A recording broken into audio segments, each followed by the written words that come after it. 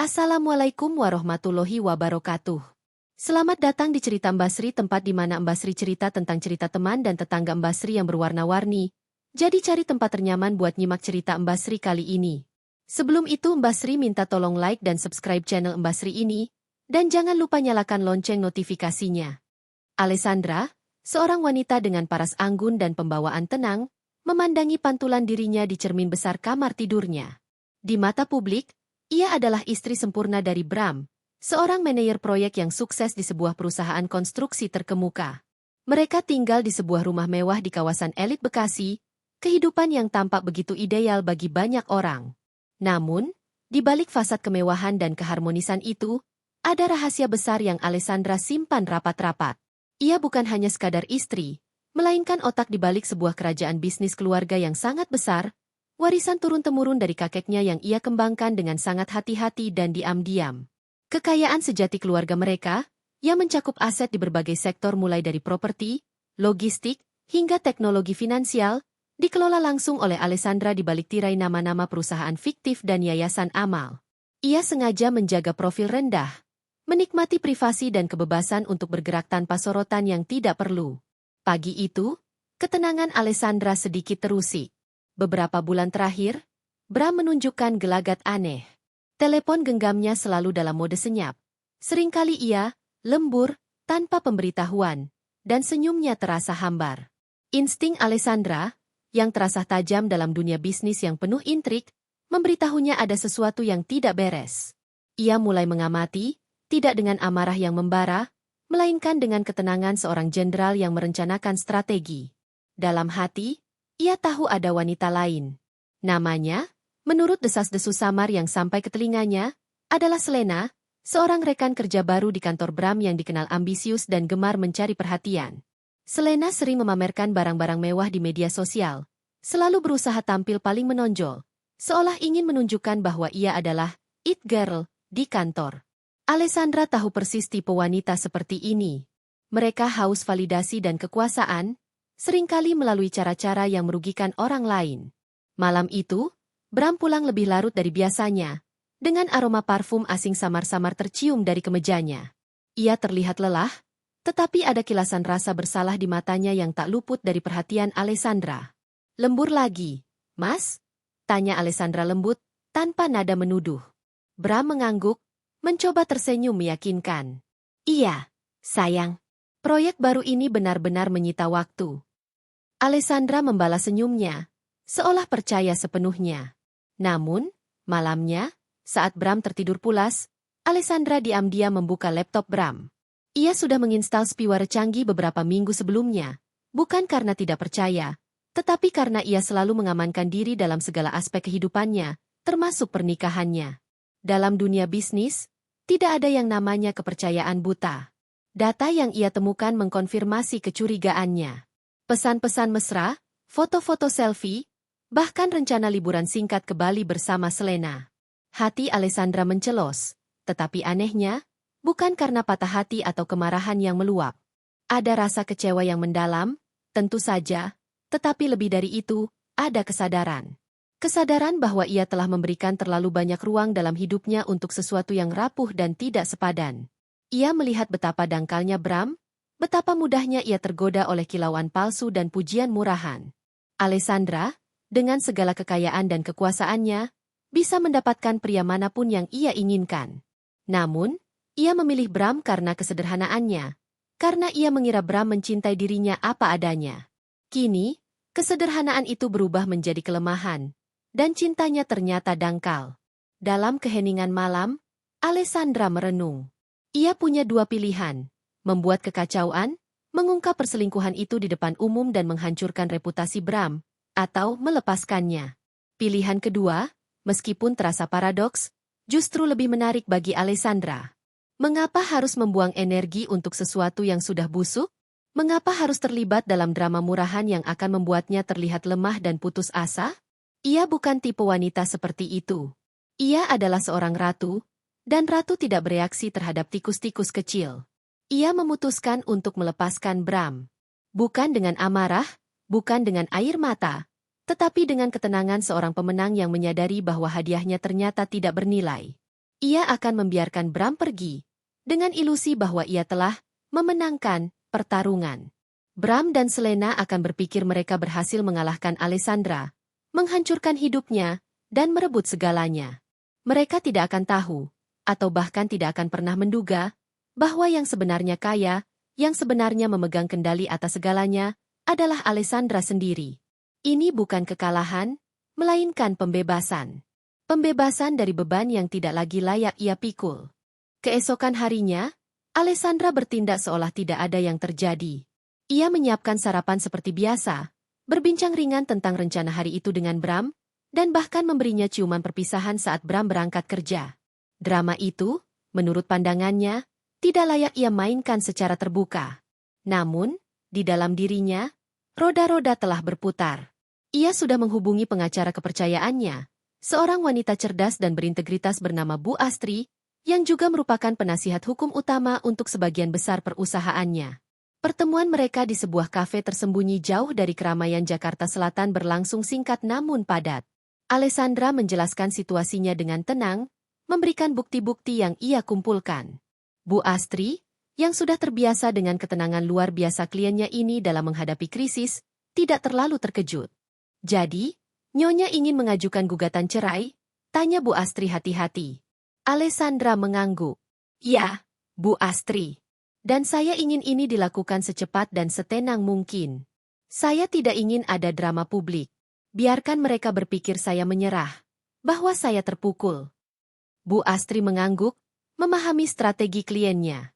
Ia tahu Alessandra tidak pernah bertindak tanpa tujuan. Gugatan cerai dilayangkan seminggu kemudian. Bram terkejut, sangat terkejut. Ia mengira Alessandra tidak akan berani mengambil langkah sejauh itu, atau setidaknya akan menuntut penjelasan yang dramatis. Namun, Alessandra hanya menatapnya dengan tatapan kosong, seolah Bram adalah orang asing. Aku tahu segalanya, Mas, katanya singkat, tanpa intonasi marah. Dan aku tidak butuh penjelasanmu. Aku hanya ingin berpisah. Bram mencoba membela diri, menyangkal, bahkan meminta maaf dengan setengah hati. Tetapi Alessandra hanya menggelengkan kepala. Sudah terlambat, Mas. Aku sudah mantap. Kabar perceraian mereka menyebar dengan cepat di lingkaran sosial Bram dan Selena. Selena, tentu saja, adalah orang yang paling bersemangat menyebarkannya. Ia memutar narasi bahwa Alessandra adalah wanita yang lemah, terlalu sibuk dengan urusan rumah tangga hingga melupakan suaminya. Ia bahkan sesumbar kepada teman-teman mereka di sebuah pesta ulang tahun rekan kerja. Akhirnya bebas juga Bram dari wanita membosankan itu, ucap Selena dengan nada meremehkan, memegang lengan Bram erat-erat. Bram butuh seseorang yang bisa mengerti dirinya, yang bisa menemaninya berpetualang. Teman-teman mereka, yang kebanyakan hanya mengenal Alessandra sebagai sosok pendiam dan misterius, menelan mentah-mentah cerita Selena. Mereka mengira Alessandra akan terpuruk, menangis darah, dan menghilang dari peredaran. Beberapa bahkan merasa kasihan pada Alessandra, tetapi tidak ada yang berani mendekatinya. Alessandra, di sisi lain, menghadapi seluruh proses perceraian dengan kepala tegak. Ia datang ke persidangan dengan pakaian sederhana namun elegan, tanpa riasan berlebihan, dan selalu menunjukkan ketenangan yang membingungkan. Ia tidak pernah mengucapkan sepatah kata pun yang menyalahkan Bram atau Selena di depan hakim. Ia hanya setuju dengan semua persyaratan perceraian yang diajukan pengacaranya, seolah ia tidak peduli dengan harta gonogini. Sikap Alessandra ini semakin memperkuat keyakinan Bram dan Selena bahwa mereka telah menang besar. Mereka mengira Alessandra adalah wanita naif yang terlalu mencintai Bram, hingga hancur berkeping-keping karena perpisahan ini. Mereka yakin bahwa Alessandra akan menjadi contoh tragis wanita yang ditinggalkan. Selena bahkan sempat mengirim pesan singkat provokatif kepada Alessandra. Selamat atas kebebasanmu, Alessandra. Semoga kau bisa menemukan kebahagiaan di tempat lain. Alessandra hanya membaca pesan itu, tersenyum tipis, dan memblokir nomor Selena. Di mata Bram, Alessandra tampak seperti pecundang. Ia mengira Alessandra tidak akan sanggup hidup tanpa dirinya, tanpa statusnya sebagai istri manajer proyek sukses. Ia tidak tahu, atau tidak pernah peduli untuk mencari tahu, bahwa seluruh kemewahan yang ia nikmati selama ini adalah hasil dari kerja keras Alessandra, dari jaringan bisnis yang Alessandra bangun diam-diam. Bram hanya melihat permukaan, terbuai oleh pujian Selena dan ilusi kekuasaan yang ia dapatkan. Ia sama sekali tidak menyadari bahwa ia baru saja melepaskan bukan hanya seorang istri, tetapi sebuah gunung emas yang selama ini menopang kehidupannya. Alessandra, setelah putusan cerai diketuk, meninggalkan ruang sidang dengan langkah ringan. Ia tidak melihat ke belakang, tidak ada air mata, tidak ada penyesalan. Di luar gedung pengadilan, Bu Astri menunggunya dengan senyum kecil. Semua lancar, Nyonya. Apa rencana selanjutnya? Alessandra tersenyum, senyum yang jarang ia tunjukkan kepada siapapun kecuali dirinya sendiri saat berhasil mencapai sesuatu.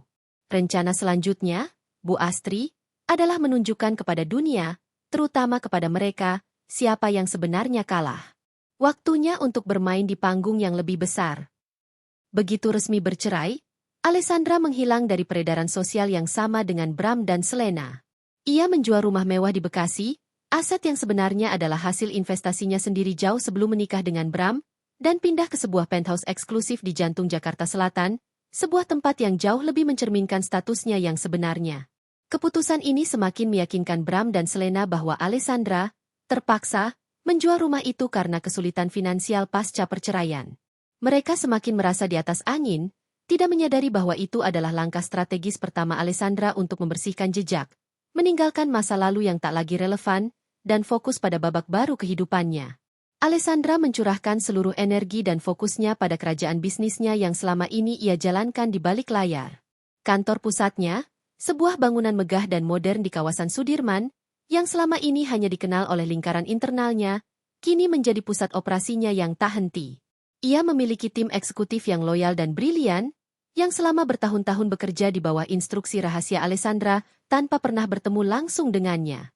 Sekarang, dengan kebebasan penuh, Alessandra memimpin rapat-rapat strategi, membuat keputusan-keputusan besar, dan meluncurkan proyek-proyek ambisius yang telah lama ia rancang.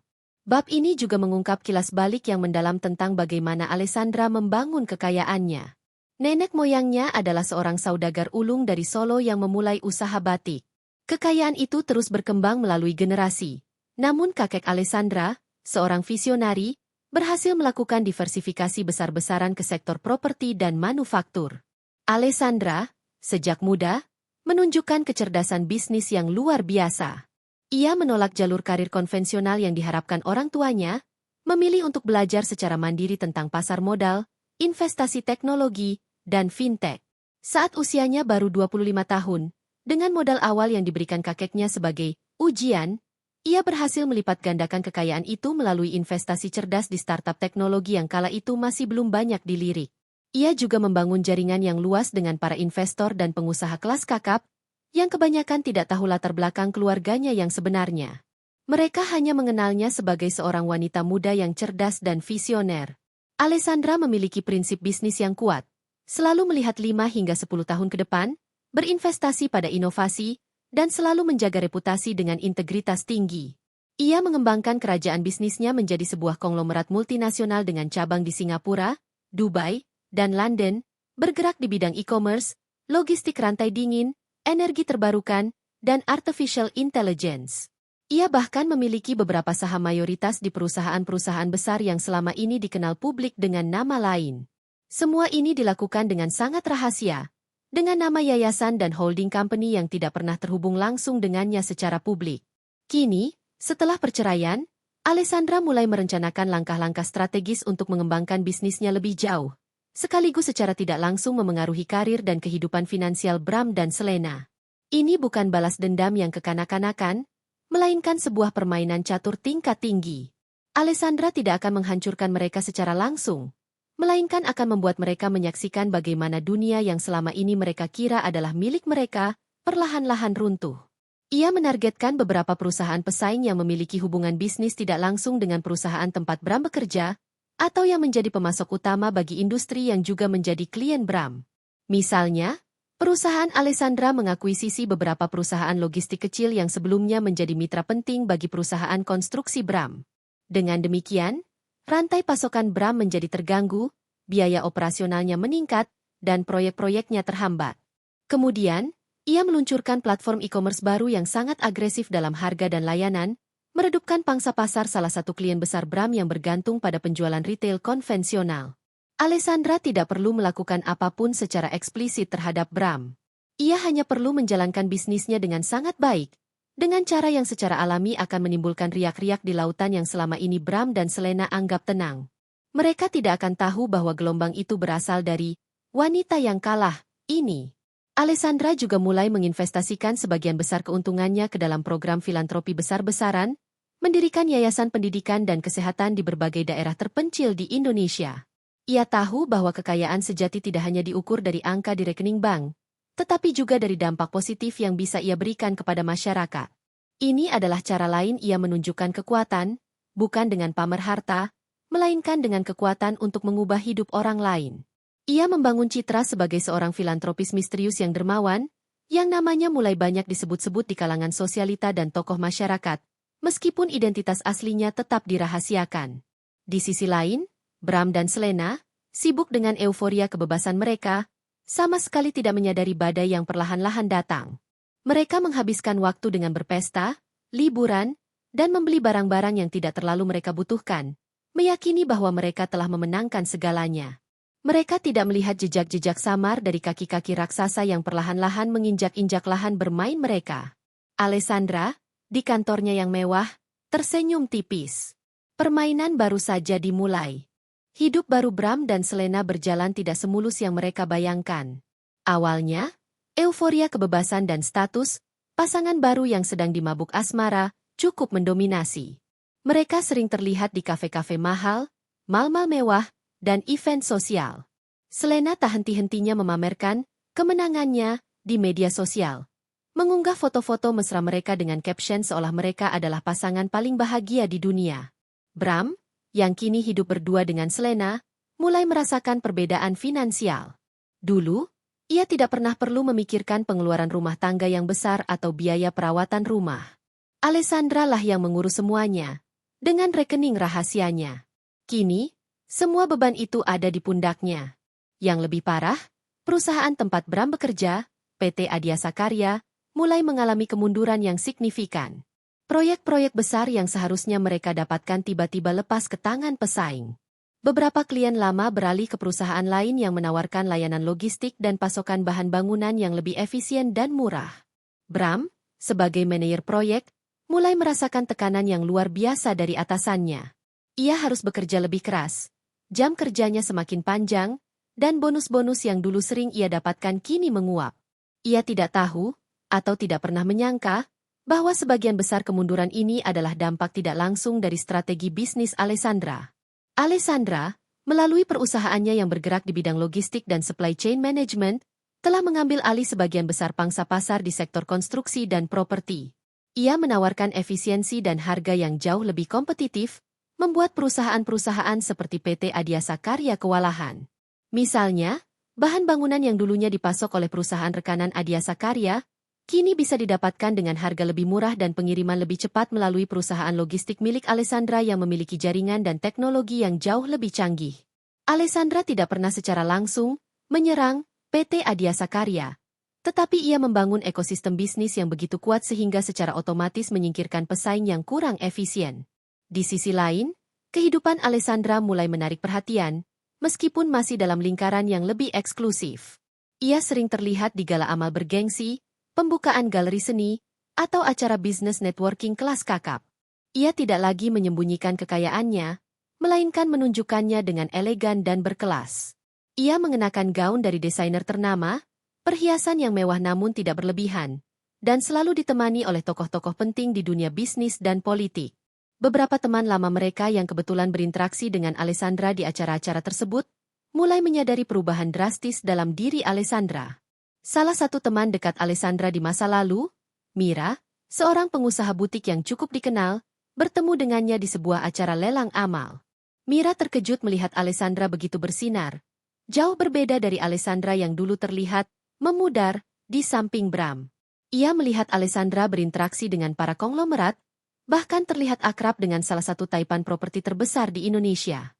Mira mencoba mendekat. Alessandra? Astaga, kamu terlihat luar biasa. Bagaimana kabarmu?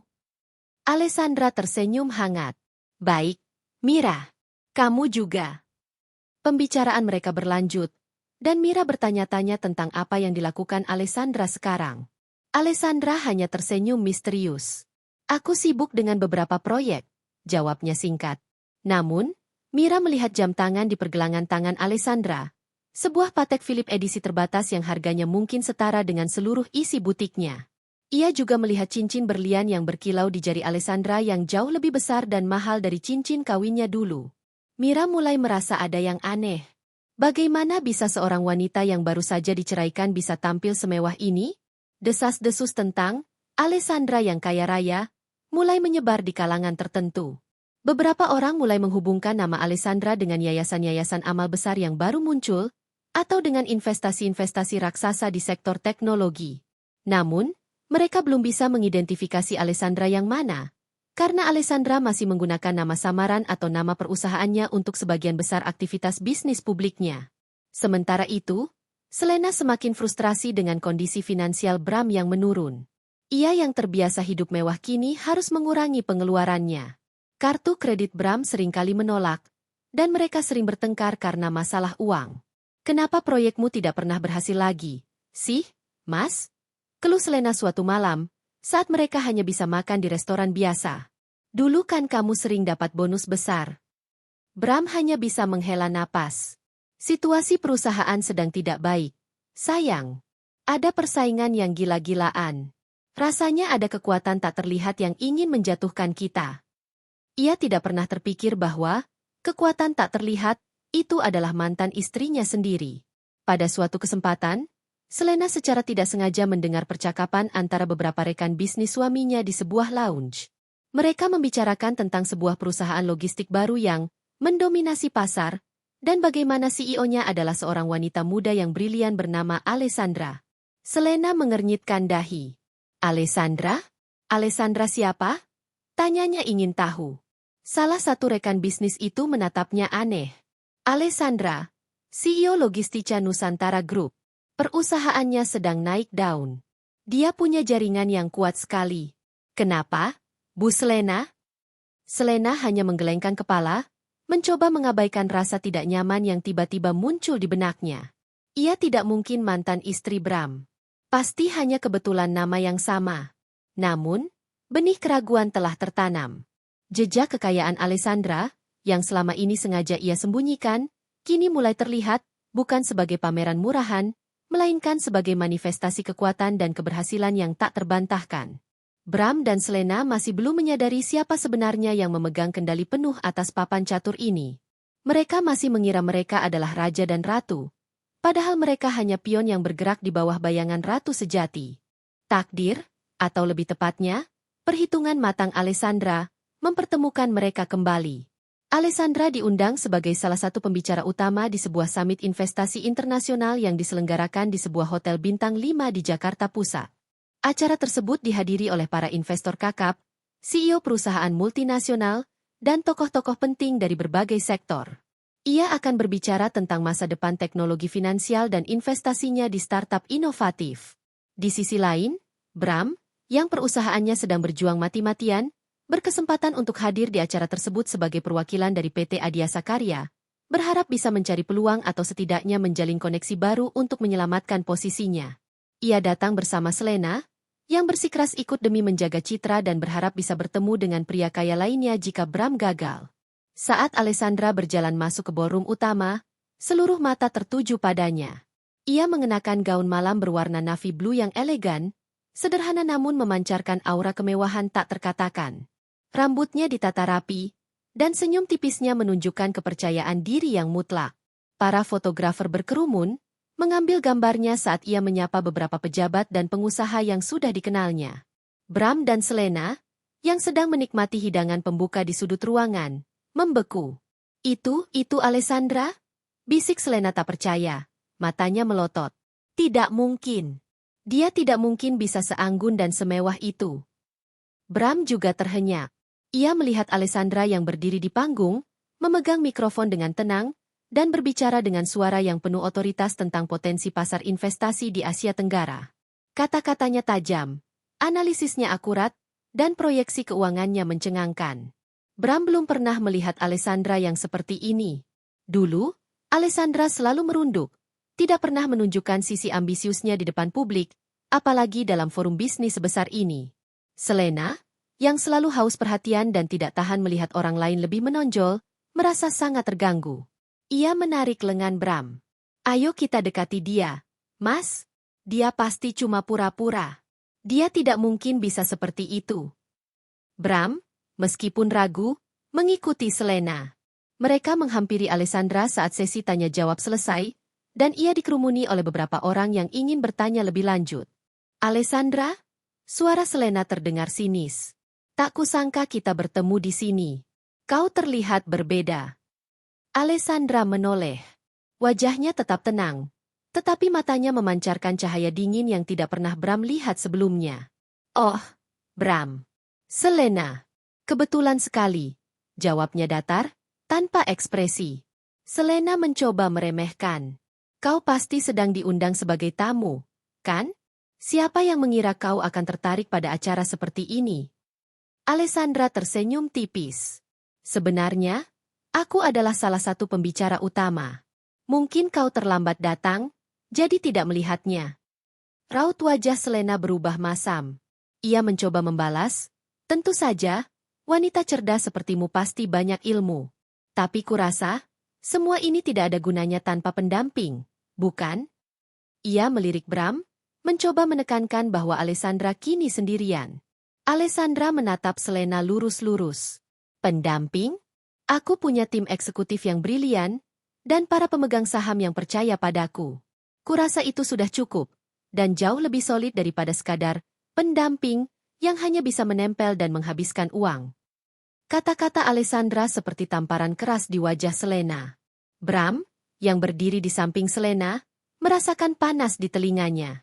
Ia tahu Alessandra tidak hanya berbicara tentang pendamping hidup, tetapi juga menyindir gaya hidup Selena yang hanya bisa menghamburkan uangnya. Seorang investor senior yang berdiri di dekat Alessandra, yang baru saja selesai berbicara dengannya, memotong percakapan mereka. "Nyonya Alessandra, saya sangat terkesan dengan presentasi Anda. Saya ingin sekali berdiskusi lebih lanjut mengenai potensi investasi di Logistica Nusantara Group.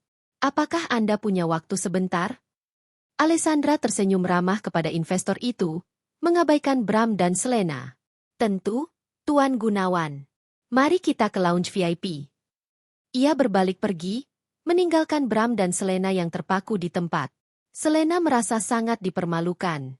Ia ingin sekali membentak Alessandra, tetapi aura dan power yang dipancarkan Alessandra membuat lidahnya keluh.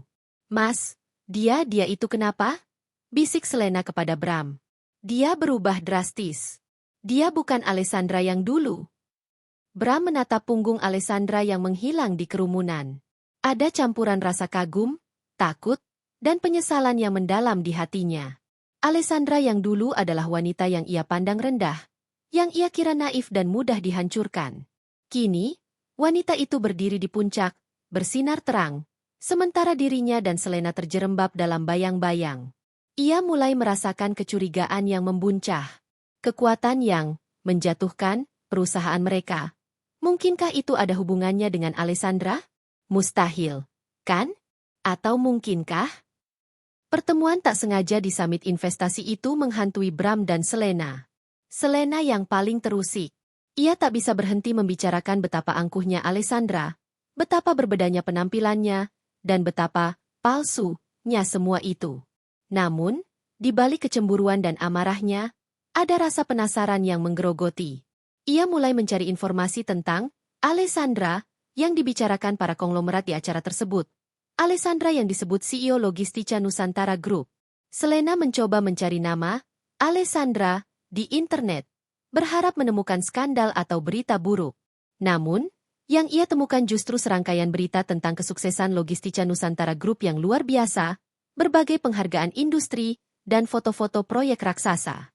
Nama Alessandra selalu disebut sebagai otak di balik perusahaan tersebut, seorang CEO visioner yang jarang tampil di publik. Ia juga menemukan berita tentang yayasan-yayasan amal besar yang didirikan oleh holding company Logistica Nusantara Group, memberikan bantuan masif di berbagai sektor.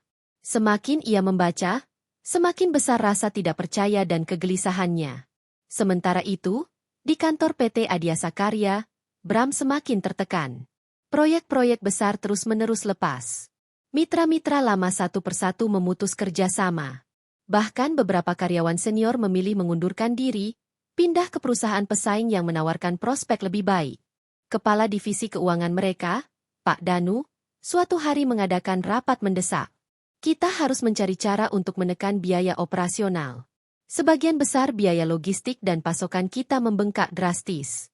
Perusahaan-perusahaan baru yang muncul di sektor ini menawarkan harga yang tidak masuk akal murahnya. Logistica Nusantara Group, misalnya, mereka seperti monster yang menelan semua pasar. Mendengar nama, Logistica Nusantara Group, disebut, Bram teringat pertemuannya dengan Alessandra di summit dan percakapan Selena dengan rekan bisnisnya. Jantungnya berdebar kencang. Pak Danu, apakah Anda punya informasi lebih lanjut tentang CEO Logistica Nusantara Group ini? Siapa dia sebenarnya? Tanya Bram, berusaha terdengar santai. Pak Danu, yang tidak mengetahui hubungan Bram dengan Alessandra, mengernyitkan dahi. Dia cukup misterius, Pak Bram. Jarang sekali muncul di media. Tapi yang jelas, dia seorang wanita yang sangat brilian. Beberapa orang menyebutnya Ratu Logistik karena dominasinya di pasar. Apakah ada foto atau nama lengkapnya? Desak Bram. Pak Danu mencari di komputernya. Ia menunjukkan sebuah artikel lama di majalah bisnis dengan foto buram seorang wanita yang tengah berpidato.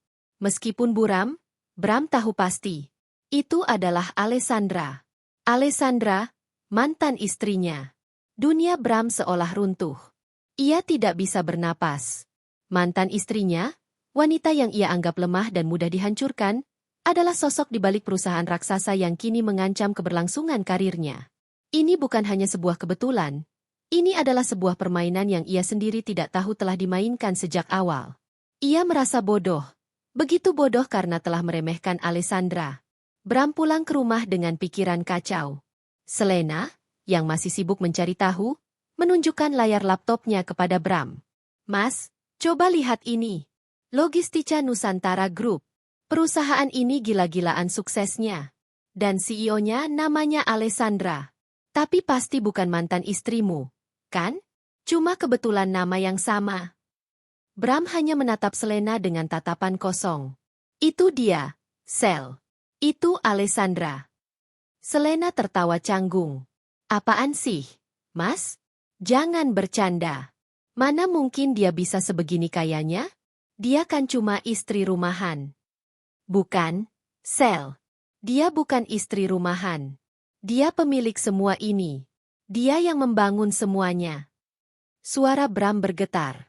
Dia yang membuat perusahaan kita hancur. Dia yang membuat kita miskin. Selena terdiam, tawa di wajahnya memudar, digantikan oleh ekspresi syok dan ketidakpercayaan. Ia melihat artikel-artikel tentang kekayaan Alessandra yang fantastis, tentang yayasan-yayasan amal yang namanya mulai dikenal luas, tentang akuisisi-akuisisi besar yang dilakukan Logistica Nusantara Group. Semua itu dilakukan oleh seorang wanita yang ia anggap tak berdaya dan bodoh.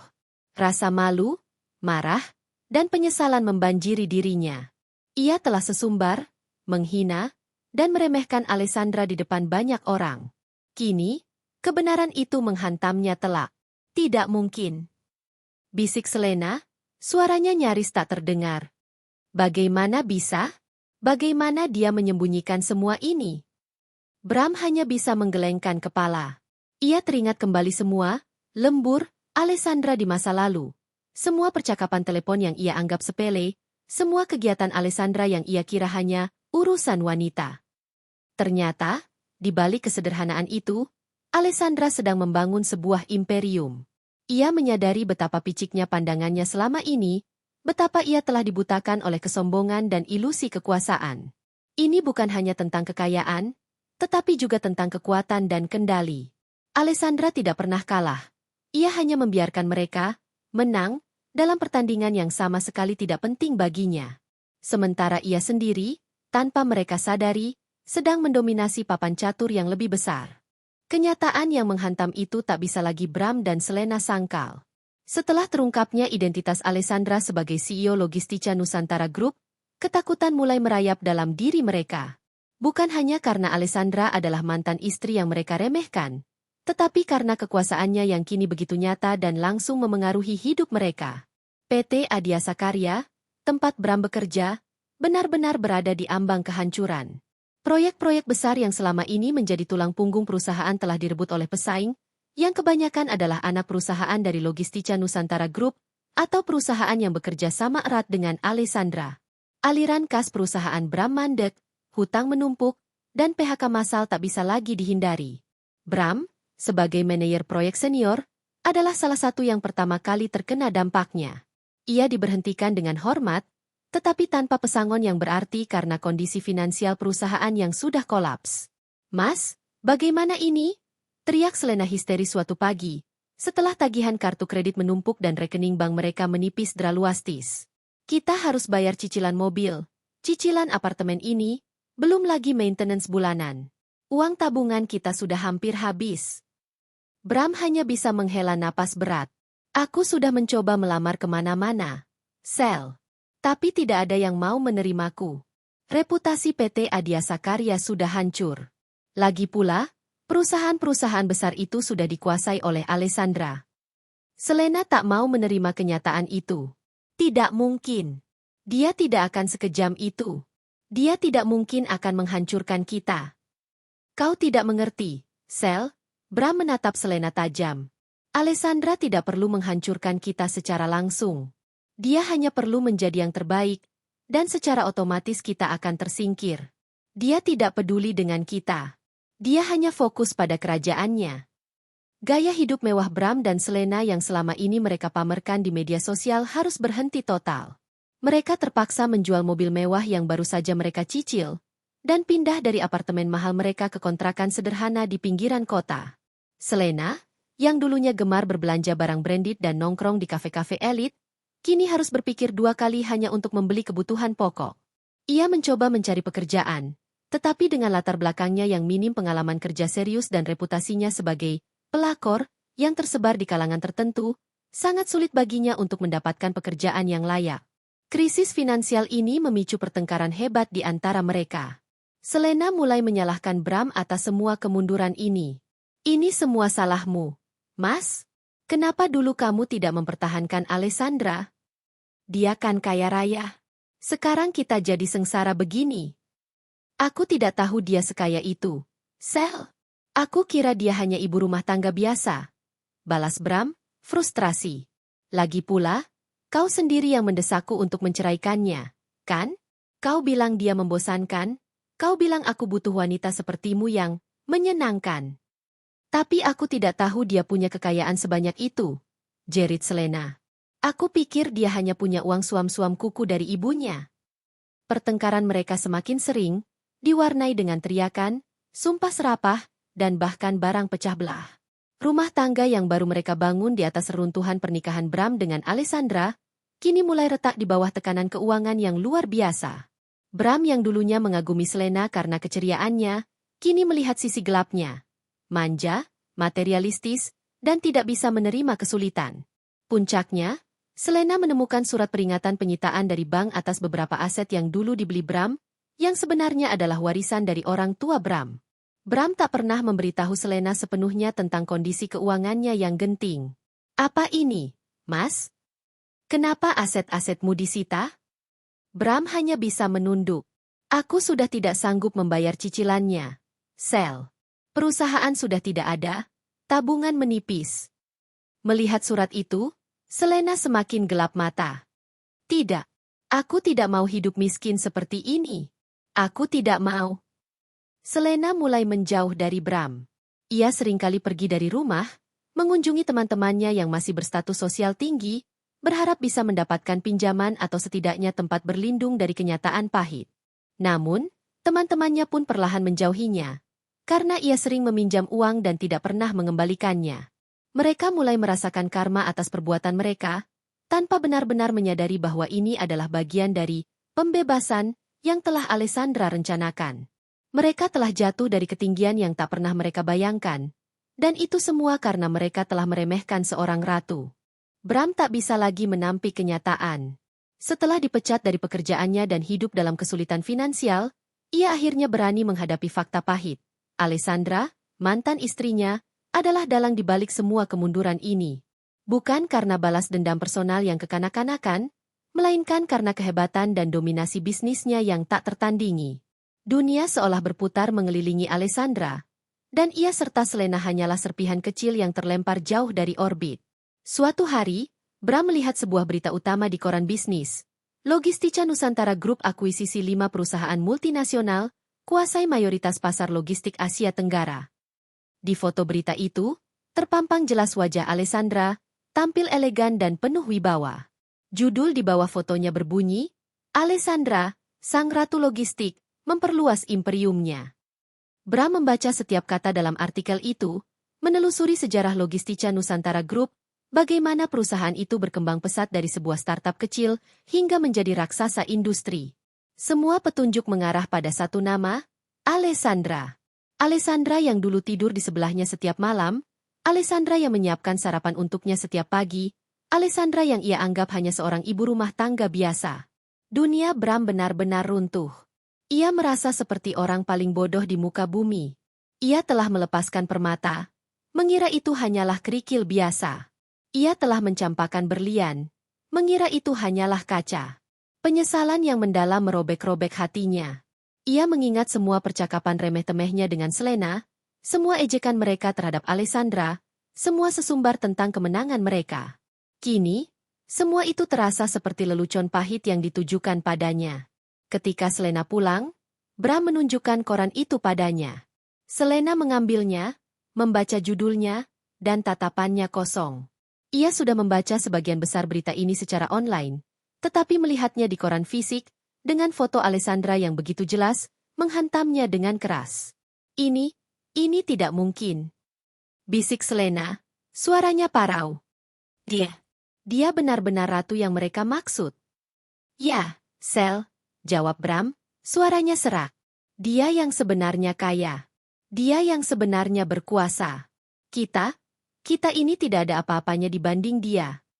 Selena mulai menangis. Ini bukan tangisan penyesalan atau kesedihan, melainkan tangisan frustrasi, kemarahan, dan rasa malu yang luar biasa. Ia selama ini hidup dalam ilusi kemewahan dan status, hanya untuk dihantam kenyataan bahwa ia telah mencampakkan segalanya demi kesombongan belaka. Ia membayangkan bagaimana teman-temannya, yang kini tahu bahwa Alessandra adalah seorang konglomerat, akan menertawakannya di belakang. Ia telah menjadi pecundang sejati. Bagaimana dia bisa menyembunyikan semua ini? Tanya Selena di antara isaknya. Bagaimana kita bisa sebodoh ini? Bram hanya menggelengkan kepala. Dia memang jenius, Sel. Dia tidak pernah pamer. Dia selalu bergerak di balik layar. Kita yang terlalu picik untuk melihatnya. Kita yang terlalu buta oleh ambisi dan kesombongan kita sendiri. Kebenaran ini bukan hanya menghantam mereka secara finansial, tetapi juga secara mental dan emosional. Hubungan Bram dan Selena yang selama ini didasari oleh ilusi kemewahan dan kesombongan, kini benar-benar hancur. Mereka saling menyalahkan, saling mencaci, dan saling membenci. Cinta yang mereka klaim begitu hebat, ternyata rapuh di hadapan kemiskinan dan penyesalan. Mereka berdua menyadari bahwa kebahagiaan sejati tidak bisa dibangun di atas penderitaan orang lain, dan kekayaan yang sebenarnya tidak selalu terlihat di permukaan. Bram mulai menyadari bahwa ia telah kehilangan bukan hanya kekayaan materi, tetapi juga kehormatan dan harga dirinya. Ia telah mengkhianati kepercayaan seorang wanita luar biasa, hanya untuk mengikuti hawa nafsu sesaat. Ia ingin sekali kembali ke masa lalu, memutar kembali waktu, dan memperbaiki semua kesalahannya. Namun, ia tahu itu mustahil. Alessandra telah melangkah jauh, dan ia hanya bisa melihatnya dari kejauhan, terhimpit di antara tumpukan penyesalan dan kehancuran yang ia ciptakan sendiri. Setelah beberapa minggu hidup dalam kehancuran dan penyesalan yang mendalam, Bram akhirnya memberanikan diri untuk menghubungi Alessandra. Ia merasa harus. Bukan untuk meminta kembali, bukan untuk mengharap belas kasihan, tetapi untuk menyampaikan penyesalannya, meminta maaf atas segala perbuatannya, dan mungkin berharap mendapatkan sedikit kedamaian. Ia tidak lagi peduli dengan uang atau status. Ia hanya ingin membersihkan jiwanya yang tercemar. Ia mendapatkan nomor telepon Alessandra melalui Bu Astri, pengacara Alessandra, setelah memohon-mohon selama berhari-hari. Awalnya, Bu Astri menolak, mengatakan Alessandra tidak tertarik untuk berkomunikasi dengan Bram. Namun, setelah desakan Bram yang tak henti-hentinya, dan mungkin juga karena melihat betapa hancurnya Bram, Bu Astri akhirnya menyampaikan pesan itu. Tak disangka, Alessandra setuju untuk bertemu. Ia meminta Bram datang ke kantornya, di puncak gedung pencakar langit yang dulu tak pernah Bram tahu bahwa itu milik Alessandra. Bram datang dengan perasaan campur aduk, gugup, takut, malu, dan penuh penyesalan. Saat ia melangkah masuk lobi kantor Alessandra, ia merasa sangat kecil. Semua orang di sana tampak sibuk, profesional, dan berwibawa. Ia harus menunggu beberapa saat di ruang tunggu yang mewah, dikelilingi oleh karya seni mahal dan pemandangan kota Jakarta yang membentang luas. Akhirnya, seorang asisten mengantarnya masuk ke ruang kerja Alessandra. Ruangan itu luas, minimalis namun sangat elegan, dengan jendela besar yang menghadap langsung ke arah kota. Alessandra sedang duduk di meja kerjanya, menatap keluar jendela. Ia menoleh saat Bram masuk. Tatapan matanya tenang, tanpa emosi yang berarti, tidak ada kemarahan, tidak ada kebencian, hanya sebuah kekosongan yang membingungkan. Ia mengenakan setelan bisnis yang rapi, memancarkan aura seorang pemimpin. "Duduklah, Bram," ucap Alessandra datar, tanpa senyum. Bram duduk di kursi di hadapan Alessandra, merasa jantungnya berdebar kencang. Ia mencoba mencari kata-kata. "Alessandra, aku minta maaf." Suaranya serak. "Aku benar-benar minta maaf atas semua yang telah kulakukan. Aku bodoh. Aku tidak tahu." Alessandra menatapnya, bibirnya sedikit menyunggingkan senyum tipis, tetapi bukan senyum kebahagiaan. Itu adalah senyum pahit, penuh kemenangan yang dingin. "Kau tidak tahu? Atau kau tidak pernah mau tahu, Bram?" Bram menunduk. "Aku buta, Alessandra. Aku dibutakan oleh Selena, oleh nafsu, oleh kesombongan. Aku tidak pernah melihat dirimu yang sebenarnya. Aku meremehkanmu." "Ya? Kau meremehkanku," potong Alessandra. "Kau pikir aku kalah, bukan? Kau pikir aku akan hancur dan menangis darah. Kau dan Selena bersenang-senang di atas penderitaanku yang kalian bayangkan." Bram mengangkat wajahnya, matanya berkaca-kaca. "Aku sangat menyesal, Alessandra. Aku tahu penyesalanku tidak akan mengubah apapun. Tapi aku ingin kau tahu, aku benar-benar menyesal telah kehilanganmu. Telah kehilangan semua yang kau tawarkan, semua yang kau miliki." Alessandra menghela napas panjang, tatapannya beralih keluar jendela. "Kau tidak kehilangan apapun, Bram. Kau hanya melepaskan sesuatu yang tidak pernah kau hargai. Kau tidak kehilangan diriku, karena kau tidak pernah benar-benar mengenal diriku yang sebenarnya. Kau hanya melihat fasad yang ingin kubiarkan kau lihat. Tapi kekayaanmu ini semua." Bram mengamati ruangan itu, seolah tak percaya. "Kekayaan ini sudah ada sebelum kau dan aku menikah, Bram. Ini adalah warisan yang aku kembangkan dengan kerja keras dan strategiku sendiri, jauh dari sorotan. Aku memilih untuk hidup sederhana bersamamu karena aku pikir kau mencintai diriku apa adanya, bukan karena status atau hartaku. Aku memberimu kesempatan, sebuah kehidupan yang stabil dan nyaman, sebuah keluarga. Tapi kau memilih jalan lain." Alessandra berbalik menatap Bram lurus-lurus. Matanya kini menunjukkan sedikit kilatan tajam. "Aku tidak pernah kalah, Bram. Aku hanya membiarkanmu menang dalam pertandingan yang sama sekali tidak penting bagiku. Aku tidak perlu menghancurkanmu. Dengan kekayaan dan kekuasaanku, aku hanya perlu bergerak maju, dan siapapun yang menghalangi atau tidak relevan akan secara otomatis tersingkir. Itu bukan balas dendam. Itu hanya hukum alam dalam dunia bisnis." "Aku tahu." Bram menunduk lagi, air mata menetes di pipinya. "Aku tahu sekarang. Aku hancur, Alessandra. Aku tidak punya apa-apa lagi. Selena juga sudah meninggalkanku." Alessandra tidak menunjukkan reaksi. "Itu adalah konsekuensi dari pilihanmu, Bram. Kebahagiaanku tidak bergantung pada kehancuranmu, ataupun pada uang yang kau miliki. Kebahagiaanku ada pada kendali atas hidupku sendiri, pada kebebasan untuk melakukan apa yang aku inginkan, dan pada kemampuanku untuk membuat perbedaan positif di dunia." Ia berdiri dari mejanya, berjalan menuju jendela, seolah menandakan bahwa pertemuan itu sudah selesai. Aku menerima permintaan maafmu, Bram. Tapi tidak ada lagi yang perlu kita bicarakan. Aku sudah move on. Kehidupanku sudah jauh melangkah ke depan. Bram bangkit, merasa kecil dan remuk redam. Ia tahu tak ada lagi yang bisa ia katakan. Ia telah kehilangan segalanya. Dan yang paling menyakitkan adalah, ia telah kehilangan kepercayaan dan kehormatan di mata wanita yang sebenarnya sangat berharga itu. Ia pergi dari ruangan itu dengan langkah berat, menyadari bahwa ia telah melepaskan bukan hanya seorang istri, melainkan sebuah kerajaan. Tahun-tahun berlalu, dan nama Alessandra semakin bersinar di kancah global. Ia tidak lagi hanya dikenal sebagai Ratu Logistik di Asia, melainkan sebagai salah satu filantropis paling berpengaruh dan pengusaha paling inovatif di dunia. Logistica Nusantara Group berkembang pesat, merambah ke sektor-sektor baru seperti energi terbarukan, bioteknologi, dan eksplorasi ruang angkasa. Alessandra menjadi wajah dari sebuah era baru, di mana kekayaan besar digunakan untuk menciptakan dampak positif yang masif. Ia menjalani hidupnya dengan tenang dan bahagia. Jadwalnya padat, tetapi ia selalu menemukan waktu untuk dirinya sendiri, untuk keluarga intinya yang selalu mendukungnya, dan untuk komunitas yang ia bantu. Ia tidak lagi peduli dengan hiruk-pikuk dunia selebriti atau pengakuan yang kosong. Kebahagiaannya datang dari kepuasan batin, dari melihat proyek-proyek amal yang ia danai berhasil mengubah hidup ribuan orang, dari inovasi yang ia dorong membawa kemajuan bagi peradaban. Ia membuktikan bahwa kekayaan sejati bukanlah tentang angka di rekening bank, melainkan tentang kekuatan untuk memberi, untuk memberdayakan, dan untuk membangun masa depan yang lebih baik. Alessandra juga menemukan kebahagiaan dalam hubungan pribadi yang baru. Ia menjalin hubungan dengan seorang pria bernama Arjuna, seorang profesor di bidang artificial intelligence yang memiliki visi dan integritas yang sama dengannya.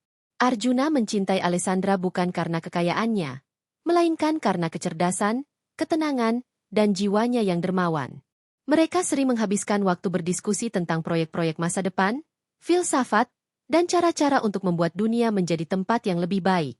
Hubungan mereka adalah cerminan dari kematangan dan kebijaksanaan yang telah Alessandra peroleh. Ia tidak lagi mencari validasi dari orang lain, melainkan kebahagiaan yang tulus dan mendalam. Di sisi lain, kehidupan Bram dan Selena benar-benar berbanding terbalik. Bram hidup dalam kesulitan finansial yang kronis. Ia berganti-ganti pekerjaan serabutan, tidak pernah menemukan stabilitas. Penyesalan terus-menerus menghantuinya. Ia sering melihat berita tentang Alessandra di televisi atau majalah, dan setiap kali ia melihatnya, hatinya terasa perih. Ia melihat kemegahan Alessandra, kehidupan yang dulu bisa menjadi miliknya, dan ia hanya bisa menyalahkan dirinya sendiri. Selena, setelah meninggalkan Bram, juga tidak menemukan kebahagiaan. Ia terus-menerus berusaha mencari pria kaya, tetapi reputasinya yang buruk dan sifatnya yang materialistis selalu menjadi penghalang. Ia hidup dalam lingkaran kegagalan dan keputusasaan, tidak pernah belajar dari kesalahannya. Suatu sore, saat Alessandra sedang bersantai di penthouse-nya yang menjulang tinggi, menyeruput teh hangat sambil membaca laporan keuangan, ia melihat berita di televisi.